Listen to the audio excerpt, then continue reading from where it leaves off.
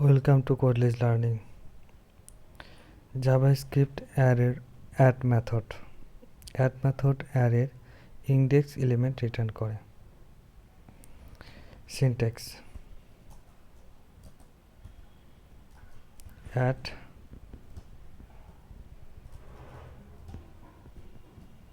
এটা হচ্ছে syntax।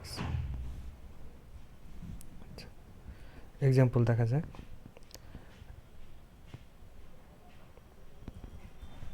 Variable কিছু কালার নিচ্ছি, কালার্স নামে একটা ভেরিয়েবল নিলাম এবং অ্যারে নিচ্ছি রেড, ব্লু অ্যান্ড ব্ল্যাক। আমি তিনটা অ্যারে একটা ভেরিয়েবল নিচ্ছি। সো রিটার্ন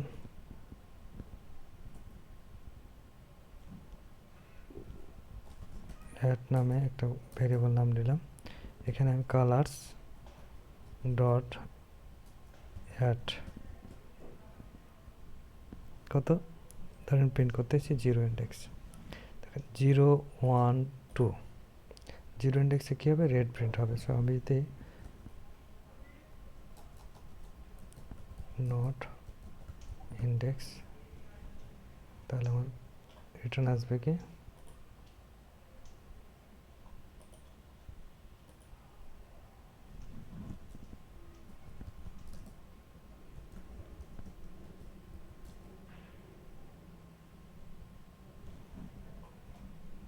সরি, এখানে রিটার্নের জন্য কনসোল করি নাই, কনসোলটা করি। Console dot log return at. এখন যদি আমি কনসোল রান করি তাহলে আমার 0-তে রেড আছে। যদি আমি এখানে 1 করি এবং রিটার্ন রান করি তাহলে আমার 1-এ ব্লু আছে, ব্লু আসবে। 2 দিলে পরে আমার এবার যদি রান করি তাহলে আমার কী হবে, লাস্টেরটা ব্ল্যাক আসবে, ব্ল্যাক এসেছে। যদি আমি এখানে -1 দিই তাহলে লাস্টের দিক থেকে আমার কাউন্ট হবে। সো এখন আমার ব্ল্যাক থেকে শুরু হবে, অ্যারের লাস্ট ইন পয়েন্ট থেকে সে শুরু হচ্ছে। দ্যাটস ওয়াই এখন আমার ব্ল্যাক প্রিন্ট হবে। যদি আমি -2 দিই তাহলে আমার কী হবে, ব্লু হবে।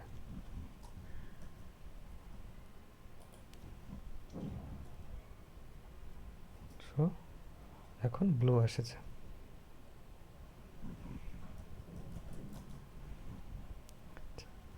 এবার আমরা দুইটা এই ইন্ডেক্সটাকে কম্পেয়ার করার চেষ্টা করব।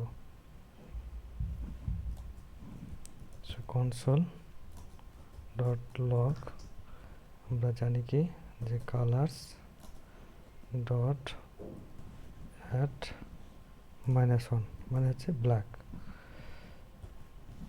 ইকুয়াল হচ্ছে কি আমরা কালার্স ইন্ডেক্স নাম্বার এভাবে ধরে। সো আমরা ইন্ডেক্স নিলাম কালার্স ডট নেট লেন্থ, তাহলে কালার্সের লেন্থটা পেয়ে যাব। এখান থেকে যদি আমরা -1 দিই তাহলে কী হলো, আমাদের ইন্ড থেকে আসবে। যদি এটা ট্রু হয় দ্যাটস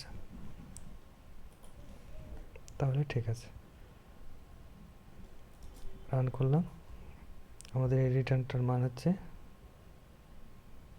ব্লু। আচ্ছা, এখানে অন করে দিলাম, এবার দেখেন ব্ল্যাক আসছে এবং এটা ট্রু হয়েছে।